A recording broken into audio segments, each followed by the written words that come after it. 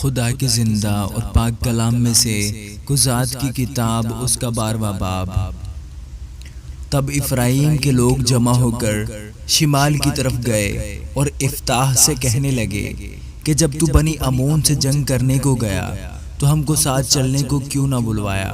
سو ہم تیرے گھر کو تجھ سمیت جلائیں گے۔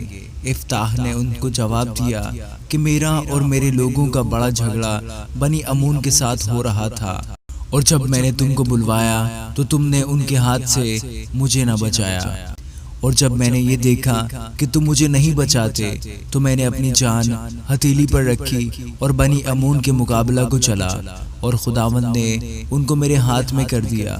پس تم آج کے دن مجھ سے لڑنے کو میرے پاس کیوں چلے آئے؟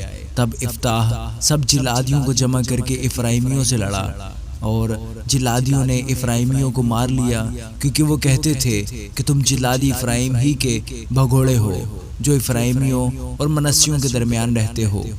اور جلعادیوں نے افرائیمیوں کا راستہ روکنے کے لیے یردن کے گھاٹوں کو اپنے قبضہ میں کر لیا، اور جو بھاگا ہوا افرائیمی کہتا کہ مجھے پار جانے دو تو جلادی اس سے کہتے کہ کیا تو افرائیمی ہے؟ اگر وہ جواب دیتا نہیں تو وہ اس سے کہتے شبولت تو بول، تو وہ سبولت کہتا، کیونکہ اس سے اس کا صحیح تلفظ نہیں ہو سکتا تھا۔ تب وہ اسے پکڑ کر یردن کے گھاٹوں پر قتل کر دیتے تھے۔ سو اس وقت 42,000 افرائیمی قتل ہوئے، اور افتاح 6 برس تک بنی اسرائیل کا قاضی رہا۔ پھر جلادی افتاح نے وفات پائی اور جلعاد کے شہروں میں سے ایک میں دفن ہوا۔ اس کے بعد بیت الحمی ابسان اسرائیلیوں کا قاضی ہوا۔ اس کے 30 بیٹے تھے اور 30 بیٹیاں۔ اس نے باہر بیاہ دی اور باہر سے اپنے بیٹوں کے لیے 30 بیٹیاں لے آیا۔ وہ 7 برس تک اسرائیلیوں کا قاضی رہا، اور ابسان مر گیا اور بیت الحم میں دفن ہوا۔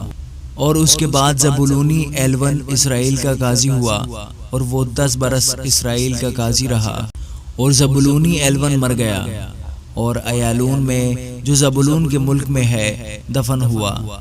اس کے بعد کرعاتونی ہلیل کا بیٹا عبدون اسرائیل کا قاضی ہوا، اور اس کے 40 بیٹے اور 30 پوتے تھے، جو 70 جوان گدھوں پر سوار ہوتے تھے، اور وہ 8 برس اسرائیل کا قاضی رہا۔ اور کرعاتونی ہلیل کا بیٹا عبدون مر گیا، اور عمالیکیوں کے کوہستانی علاقہ میں کرعاتون میں جو افرائیم کے ملک میں ہے دفن ہوا۔ آمین۔